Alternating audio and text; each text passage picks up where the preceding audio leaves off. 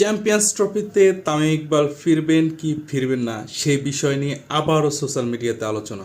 এর কারণ আজকে নির্বাচকদের সাথে তামিম ইকবালের একটি হোটেলে মিটিং হয় এই বিষয় নিয়ে যে তিনি জাতীয় দলে ফিরবেন কি ফিরবেন না। কিন্তু কেন এত দিন ধরে এই আলোচনাটা শুনে আসতেছি চ্যাম্পিয়ন ট্রফিতে ফিরবেন, চ্যাম্পিয়ন্স ট্রফিতে ফিরবেন না, এর নির্দিষ্ট কোনো সমাধানে কেউ পৌঁছাতে পারেনি।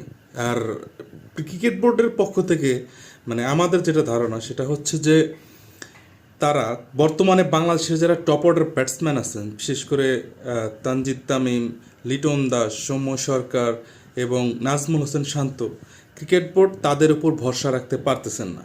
কারণ তারা ঠিকমতো রান করতে পারতেছেন না এবং তারা ওইভাবে ফর্মে নাই। সে কারণে বারবার নির্বাচকরা তামিম ইকবালের কাছে যাচ্ছেন এবং চেষ্টা করতেছেন তাকে কনভিন্স করার জন্য যে চ্যাম্পিয়ন ট্রফিতে যেন সে ফেরে। কিন্তু তামিম ইকবাল কিছুদিন আগে শাহিদ আফ্রিদির একটি ভিডিওতে তিনি বলেছেন যে তার জাতীয় দলের খতম, মানে শেষ, জাতীয় দলে আর ফিরবেন না।